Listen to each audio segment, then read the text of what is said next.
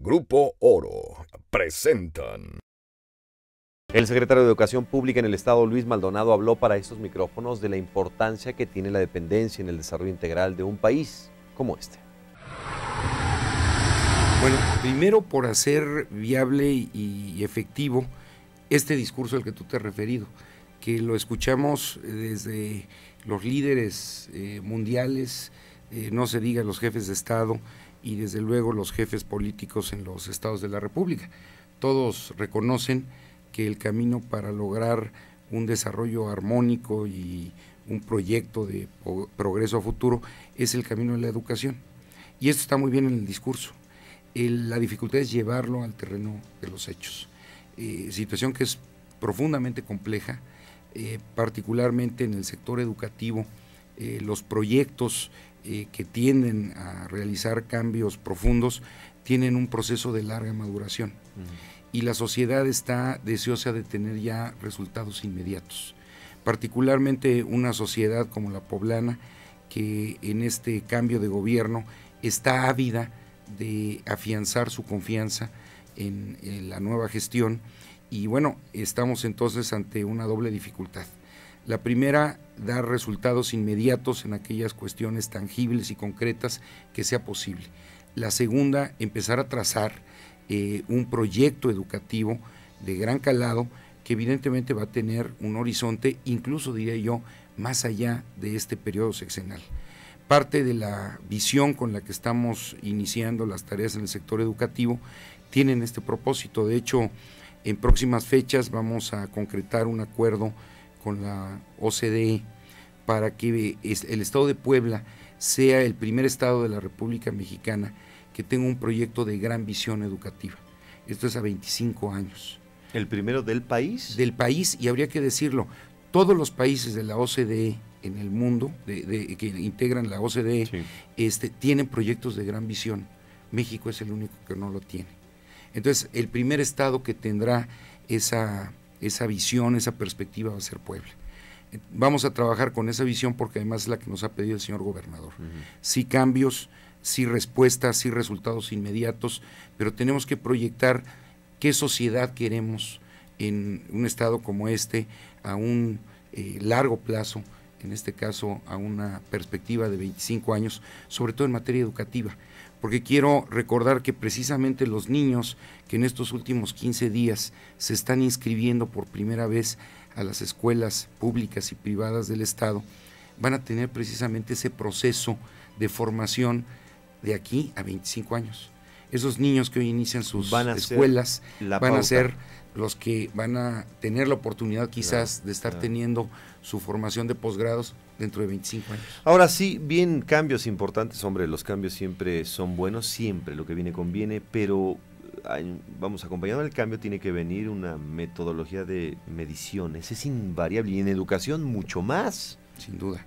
El tema de la evaluación educativa y de la rendición de cuentas a la sociedad es un tema que tenemos previsto dentro de la agenda del proyecto educativo poblano, profundizarla, incluso queremos nosotros anticipar los mecanismos de evaluación que tradicionalmente se hacen cada 3 años a través de las pruebas PISA y enlace. Pues queremos con la misma metodología estar realizando un monitoreo prácticamente continuo. ¿Y ese de casa? Sí, claro, o internamente, estatal, lo cual sería una innovación, innovación, pero además nos permitiría realmente estar conociendo de manera directa, inmediata y continua cuál es el comportamiento de nuestros indicadores y no esperar 3 años a saber si íbamos por el camino correcto o tendríamos que corregir las cosas. Entonces, dentro del proyecto que estamos en este momento ya elaborando, está incluido precisamente este aspecto de la evaluación, que tiene que traducirse también en una rendición de cuentas a la sociedad. Claro, por supuesto.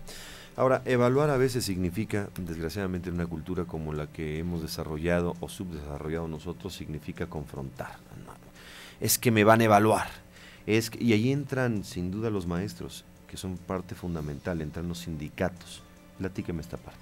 Bueno, es una experiencia que yo he tenido ya desde hace muchos años, concretamente en el 92, cuando me tocó participar en la formulación del Acuerdo para la Modernización de la Educación Básica y Normal, que descentralizó los servicios educativos a los estados, pero que incluyó entre otros mecanismos que lamentablemente al paso del tiempo se fueron perdiendo su esencia original, como era el tema de la carrera magisterial.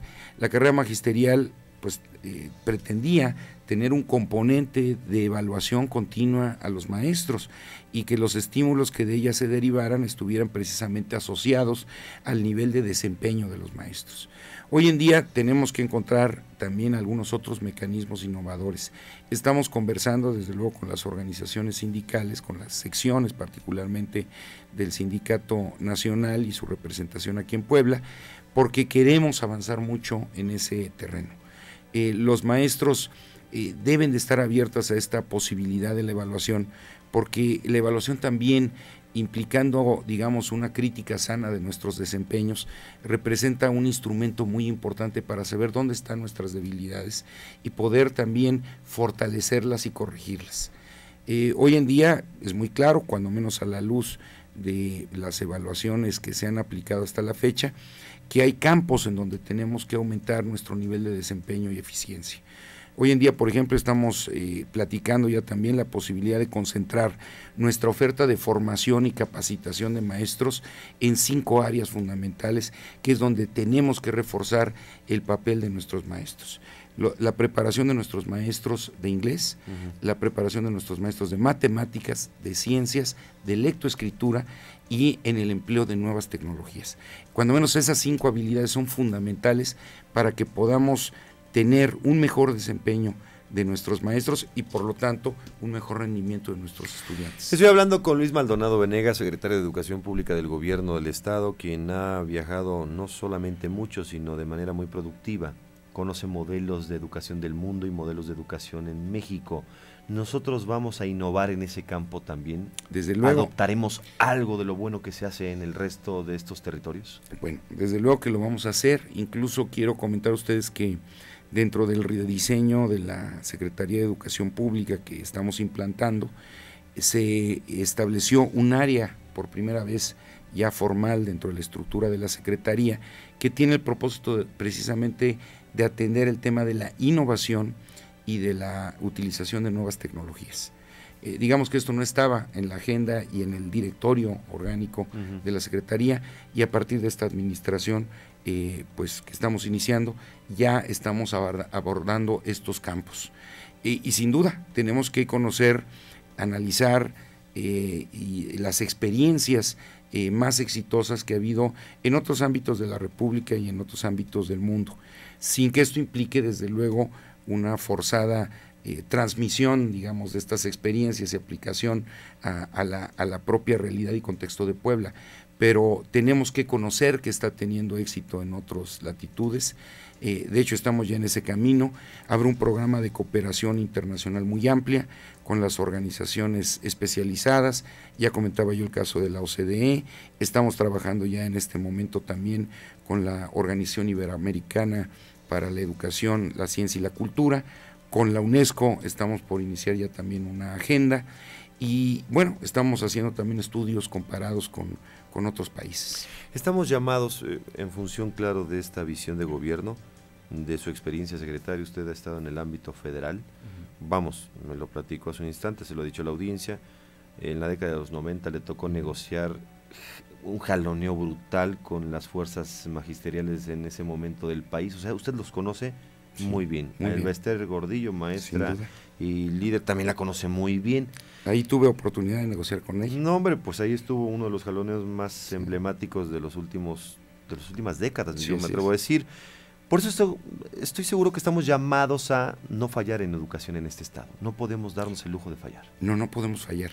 Y quiero decirles que esa fue la frase que utilizó exactamente el señor rector hace unos días cuando suscribimos el convenio que tiene el propósito de incidir en la disminución del rezago enorme que tiene el Estado en materia de analfabetismo. Uno de los estados con mayor índice de analfabetismo del país, con 480,000 poblanos en esa situación, y fue exactamente la frase que el doctor Narro expresó. Nos dijo, no podemos fallar, no podemos darnos ese lujo. Y esto va a ocurrir en no solamente en este tema, que quizás es uno de los más sentidos de la materia educativa en el Estado, sino en todos los demás aspectos.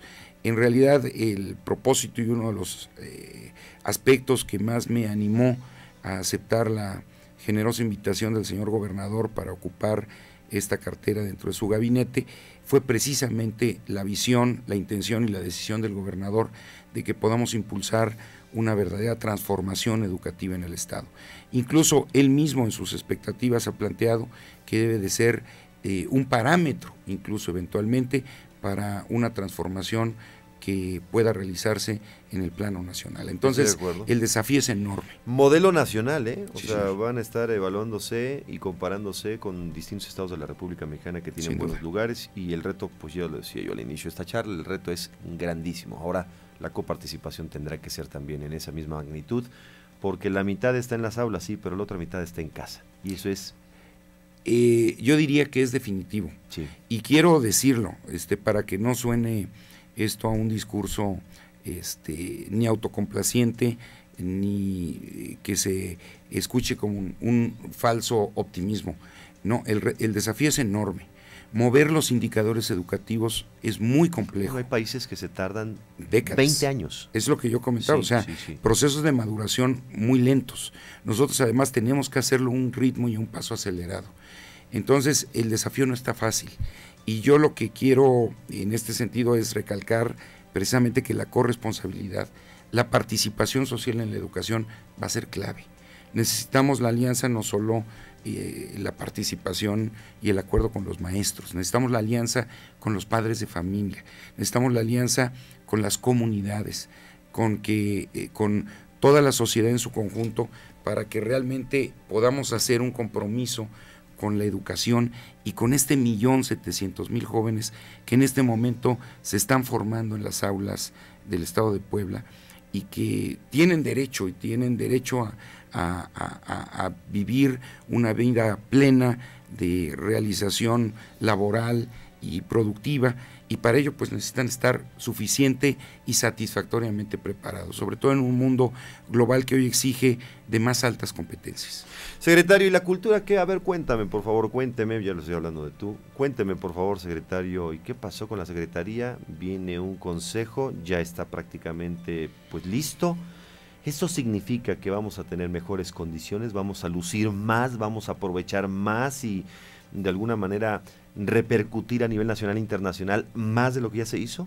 Sin duda, hace 25 años, cuando se creó la Secretaría de Cultura en Puebla, y en este sentido Puebla fue precursora, sin duda la manera de darle significado y relieve al tema cultural era esta, darle una expresión de rango institucional equiparable a otros sectores. En primer término, que el modelo de una secretaría no es el óptimo para poder lograr la promoción, la difusión y el impulso que merece la cultura en todos sus aspectos y en todos sus ámbitos. Y explico por qué. Las secretarías son mecanismos eficientes para cumplir con la prestación de servicios o con la realización de ciertas tareas normativas, pero tienen un esquema muy rígido desde el punto de vista presupuestal y desde el punto de vista operativo. Esto, trasladarlo al ámbito de la cultura, tiene enormes dificultades, porque la cultura no es lo que se hace en los espacios oficiales o por los espacios oficiales.